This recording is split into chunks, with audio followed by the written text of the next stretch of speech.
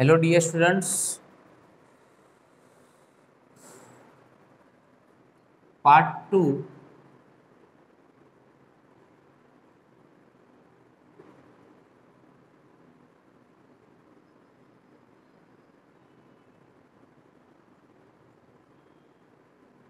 Chapter number 11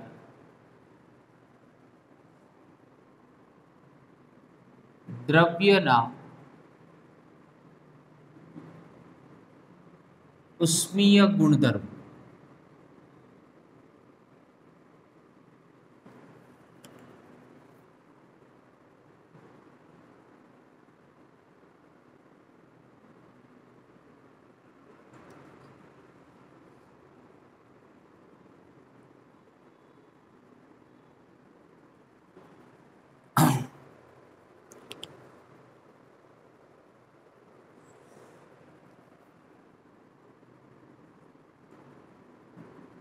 उष्मा अने तापमान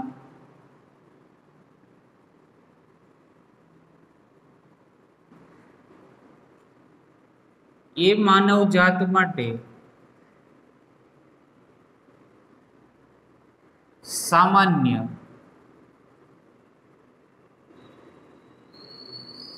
बुद्धिनो ख्याल छे।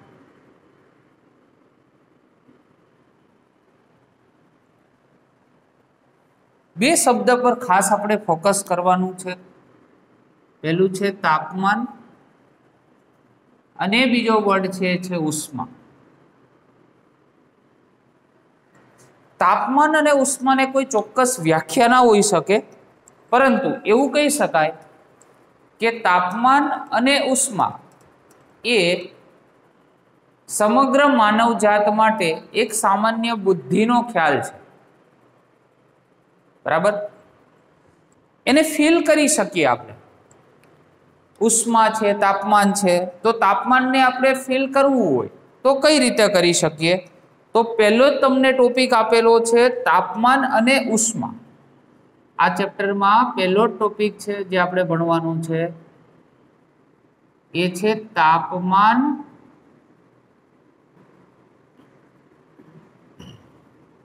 अने उष्मा। इंग्लिश में शुं कहीशुं? Temperature and heat. बराबर। तो तापमान एटले शुं? कोई चोक्कस व्याख्या तो होय नहीं, परंतु तापमान ए पदार्थना ठंडा के गरमपणानो ख्याल आपे छे।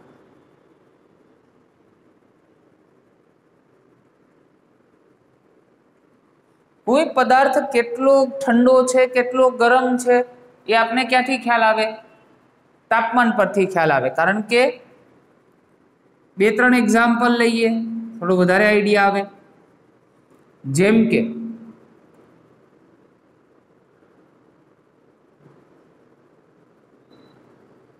बीकर में भरेला बरफना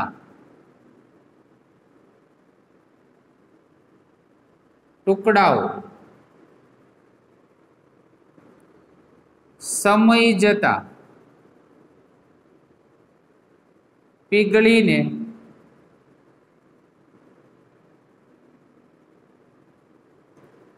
पाणी में रूपांतरित थाय छे।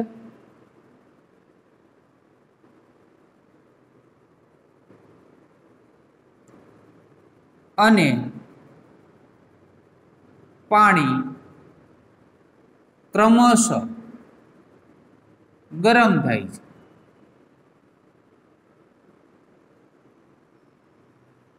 तो आवुं केम थयुं? कारण के आजे तंत्र छे बरफना टुकड़ाओ भरेलू जे पण बेटा तंत्र छे, तंत्र कोना साथे? वातावरण साथे कॉन्टेक्ट में आव्युं।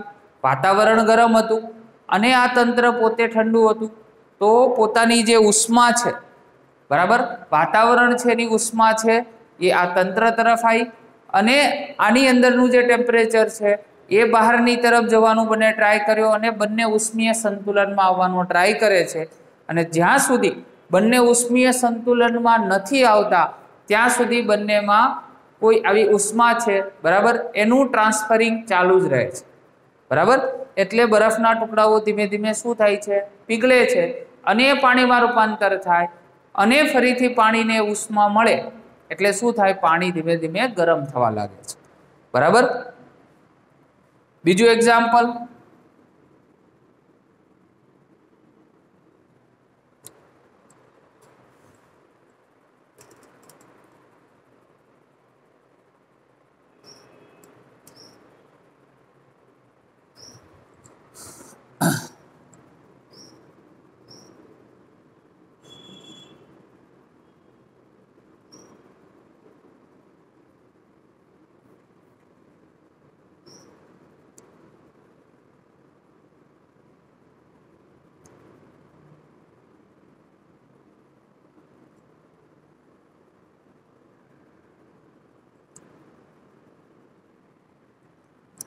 ચા ભરેલો કપ એ ગરમ હોય અને સમય જાય તો ધીમે ધીમે શું પડે છે, ઠંડો પડે છે, બરાબર. એટલે અમુક એવી પ્રક્રિયાઓ છે કે જે ઓલરેડી ઠંડી હોય અને એ ગરમ થાય, અમુક એવી પ્રક્રિયાઓ છે જે ઓલરેડી ગરમ હોય અને ક્રમશઃ પછી એ ઠંડી પડે, બરાબર. તો ઠંડાપણાનું અને ગરમપણાનું એ આપને એક રેફરન્સ આપે છે, એનું આદર્શ ઉદાહરણ આપે છે, એનો ખ્યાલ આપે છે, જેને જ આપણે શું કહીએ છીએ, તાપમાન કહીએ છીએ, બરાબર. આની કોઈ પ્રોપર ડેફિનેશન ના હોય, પરંતુ આ રીતે એને એક્ઝામ્પલ દ્વારા આપણે સમજાવી શકીએ.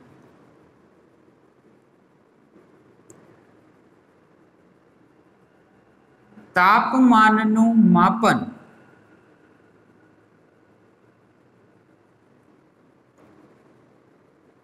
કરવા માટે ના એકમો કયા કયા છે? તો સેલ્સિયસ છે, ફેરનહીટ છે અને કેલ્વિન છે. જેમાં આ કેલ્વિન જે એકમ છે, આ જે કેલ્વિન એકમ છે એ એસઆઈ એકમ છે.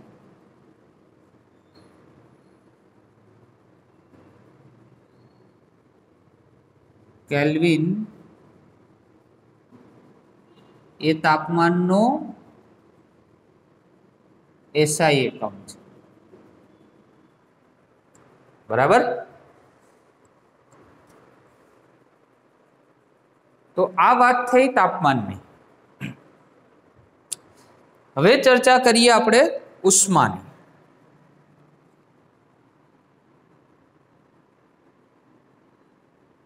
ઉષ્મા, હીટ.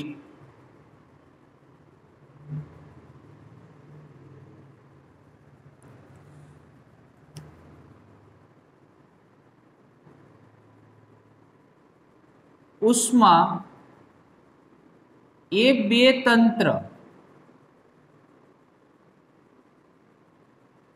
વચ્ચે અથવા બે કરતા વધારે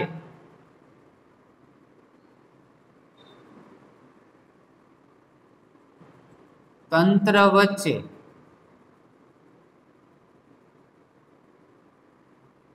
થયેલ તાપમાનનો ફેરફાર દર્શાવે છે.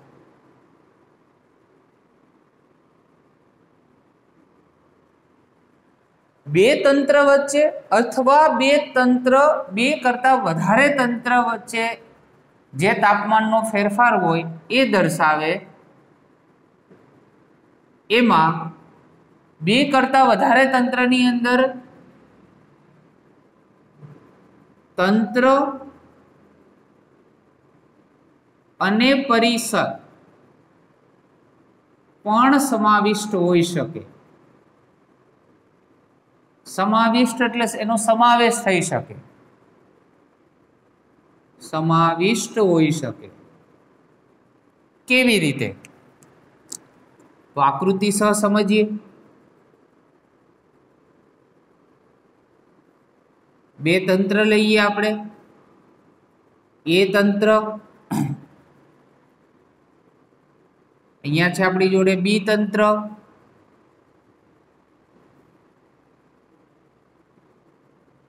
આ બી તંત્ર,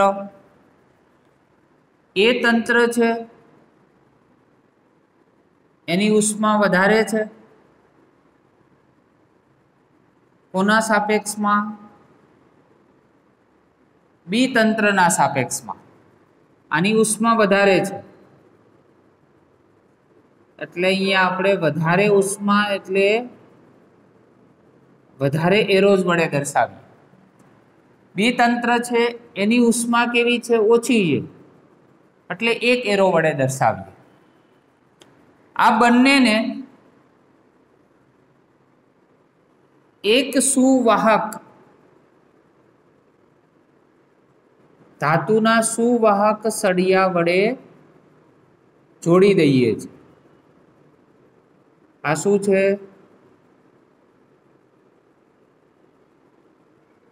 સુવાહક ધાતુનો સળિયો।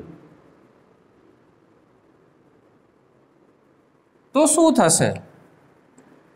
આની અંદર એ તંત્રની અંદર રહેલી વધારાની ઉષ્મા એટલે કે ક્યુ એ ટ્રાન્સફર થશે કઈ તરફ? બી તરફ। ક્યાં સુધી ટ્રાન્સફર થશે? જ્યાં સુધી આમાંથી બધી જ ઉષ્મા આ સાઈડ ના જતી રહે, એટલે કે બંનેમાં એક સમાન ઉષ્મા ના થાય, બંને ઉષ્મીય સંતુલનમાં ના આવે ત્યાં સુધી બંને ઉષ્મીય સંતુલનમાં ના આવે ત્યાં સુધી શું થશે? તો બધી જ ઉષ્મા આ સાઈડ અહીંયા ટ્રાન્સફર થશે। એનો મતલબ અહીંયા જેટલા એરોસ છે એટલા એરો આ બાજુ થઈ જાય, બંને એક સમાન ઉષ્મા ધરાવે ત્યાં સુધી ઉષ્માનું ટ્રાન્સફર ચાલુ રહે, ઉષ્માનો વિનિમય ચાલુ। બરાબર? તો અહીંયા અલ્ટિમેટલી તમે શું કર્યું કે બે તંત્ર હતા એની વચ્ચે તાપમાનનો ફેરફાર હતો, આનું તાપમાન વધારે હતું, આનું તાપમાન ઓછું હતું, બંનેના તાપમાન સમાન થયા ત્યાં સુધી ઉષ્માનો વિનિમય થયો। તો ઉષ્માને આ રીતે આપણે ડિફાઇન કરી શકીએ। બરાબર? સોરી, ઉષ્મા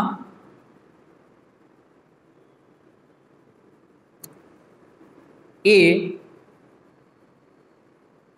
ઉર્જાનું જ એક સ્વરૂપ હોવાથી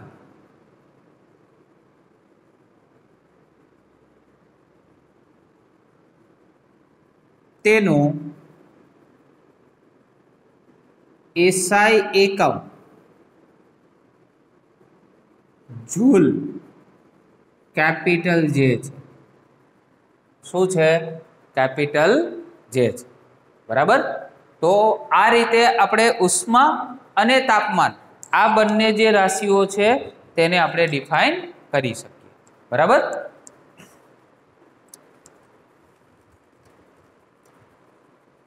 આગળના ટોપિકની ચર્ચા કરીએ।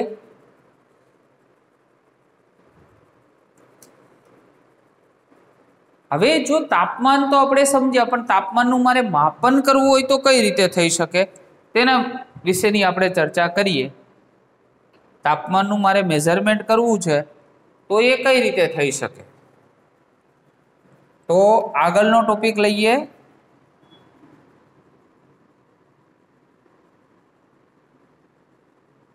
તાપમાનનું માપન, મેઝરમેન્ટ ઓફ ટેમ્પરેચર। બરાબર?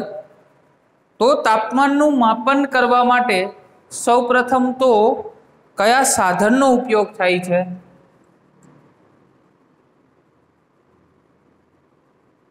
તો તાપમાનના માપન માટે થર્મોમીટર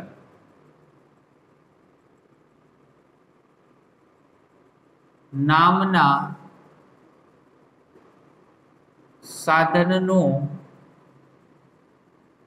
ઉપયોગ થાય છે. તો ફેમસ છે, આની વિશેની કોઈ ઊંડાણપૂર્વક ચર્ચા કરવાની આપણે કોઈ જરૂરિયાત રહેતી નથી. પરંતુ આ જરૂરી છે કે થર્મોમીટરમાં પ્રવાહી તરીકે શું વપરાય? તો પ્રવાહી તરીકે આલ્કોહોલ કે પારો, કે જેને આપણે મર્ક્યુરી કહીએ છીએ, એ વપરાય છે. બરાબર? પ્રવાહી તરીકે આલ્કોહોલ અથવા પારો વપરાતો હોય છે.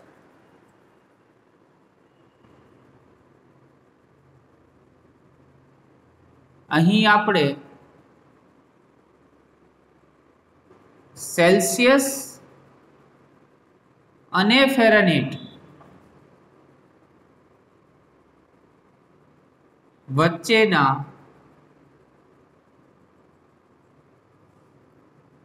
સંબંધની ચર્ચા કરીશ. આ બે એકમ વચ્ચેનો જો મારે સંબંધ તારવવો હોય તો કેવી રીતે તારવી શકાય એની આપણે ડિસ્કશન અહીં કરવાની છે. બરાબર?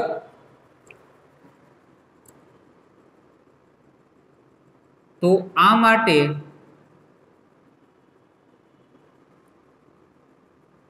ઠાર બિંદુ અને ઉત્કલન બિંદુ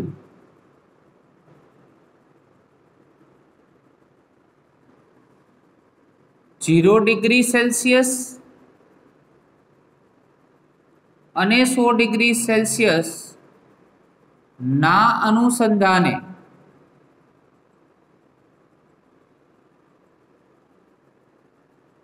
ફેરનહીટ 32 ફેરનહીટ અને 212 ફેરનહીટ મળે. જો ઠાર બિંદુ 0 હોય એનું અનુસંધાને 32, ઉત્કલન બિંદુ 100°, તો એની અનુસંધાને 212 ફેરનહીટ મળે, જેને આપણે આલેખ વડે દર્શાવીએ.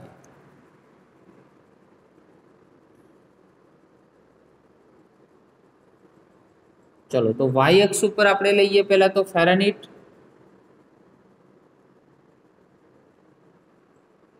આ ફેરનહીટ. એક્સ અક્ષ પર લઈએ આપણે સેલ્સિયસ.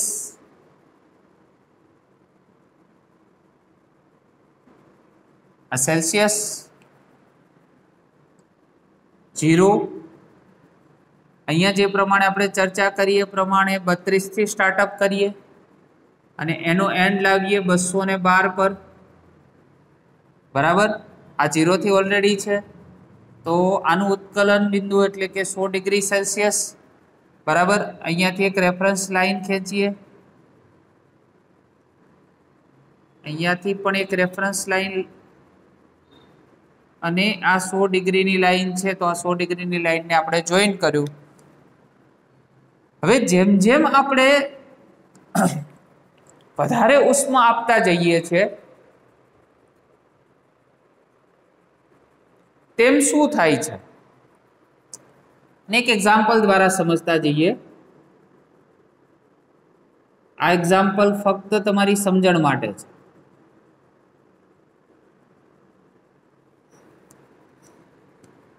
બીકરની અંદર આ રીતે બરફના ટુકડાઓ છે, જેને આપણે બહારથી શું આપીએ છીએ? ઉષ્મા આપીએ છીએ. તો એ પીગળવાની શરૂઆત કરશે. બરાબર? સ્ટાર્ટિંગના લેવલે શું થશે? થોડા ટુકડાઓ એ પીગળી જશે અને થોડા ટુકડાઓ એમ જ રહી જશે. ઉષ્મા આપવાનું હજુ ચાલુ જ છે। ફરીથી આગળ વધીએ, હજુ ઉષ્મા આપીએ છે, બધું જ પાણીમાં રૂપાંતરિત થઈ જશે। હવે કોઈ ટુકડાઓ રહેશે નહીં, ઉષ્મા આપવાનું ચાલુ જ છે। ફરી પાછા આગળ વધીએ, હવે પાણી છે એનું કન્વર્ઝન ચાલુ થશે શેમાં? વરાળમાં। 100 ડિગ્રી સેલ્સિયસ થશે એટલે ઉકળવા માંડશે અને એના પછી પાણી નું વરાળમાં રૂપાંતરિત થશે। માનો કે અહીંયા 0 ડિગ્રી સેલ્સિયસ હતું, અહીંયા 25 ડિગ્રી સેલ્સિયસ થયું, અહીંયા 70 ડિગ્રી સેલ્સિયસ થયું, બરાબર। થોડું સ્વરૂપ કદાચ હશે, બરફનો થોડો ભાગ આની અંદર હજુ હશે, કારણ કે 70 ડિગ્રી છે એટલા માટે, બરાબર। અને અહીંયા 100 ડિગ્રી સેલ્સિયસ ધારો કે છે, તો અહીંયા તમે ધીમે ધીમે શું કરો છો? ડિગ્રી સેલ્સિયસમાં તાપમાન વધારવાનું ચાલુ કરો છો 100 ડિગ્રી સેલ્સિયસ સુધી। તો 0 થી 32 એટલે 0 ઉપર જ્યારે તમે હતા ઠાર બિંદુ આગળ, ત્યારે ફેરનહીટ કેટલું હતું? 32, અને 100 ડિગ્રી પહોંચ્યા ત્યારે કેટલું થયું? 32। તો જેમ જેમ તમે સેલ્સિયસ વધારો છો એમ તમારું ફેરનહીટ પણ વધતું જાય છે।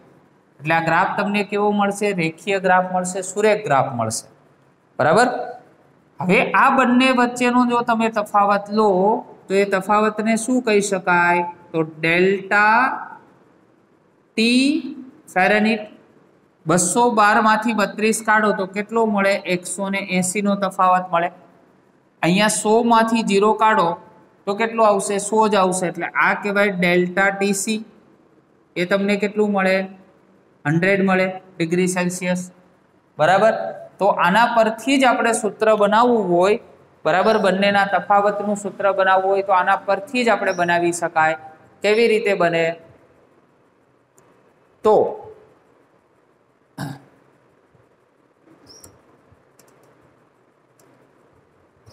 સૌથી પહેલા તમારે લેવાનું થાય ટીએફ, અને અહીંયા કેટલા હતા આપણી જોડે? 32। તો સૂત્ર કંઈક આવું બને, ટીએફ માઇનસ 32 અને ડિવાઈડ બાય એ બંને વચ્ચેનો ગેપ આપણે કેટલો મળ્યો હતો? 180। તો 180। એવી જ રીતે ટીએફ ની જગ્યાએ આ બાજુ સેલ્સિયસ, એટલે ટીસી માઇનસ 0, અને એની વચ્ચેનો ગેપ કેટલો હતો? બંને વચ્ચેનો 100 ડિગ્રી માટે આ ટીએફ એટલે ફેરનહીટ, આ 32 અને ગેપ 180 નો ઇઝ ઇક્વલ ટુ ટીસી અને ડિવાઈડ બાય 100। તો આ પરથી આપણે કહી શકાય કે સેલ્સિયસ અને ફેરનહીટ એની વચ્ચેનું કોઈ પણ તમને કાં તો સેલ્સિયસ આપે તો ફેરનહીટમાં કન્વર્ટ કરી શકો, અને તમને ફેરનહીટ આપે તો સેલ્સિયસમાં આપણે એને કન્વર્ઝન ઇઝીલી રીતે કરી શકીએ, બરાબર। આ સૂત્ર આપણે યાદ રાખવાનું થાય। તો આજના લેક્ચરમાં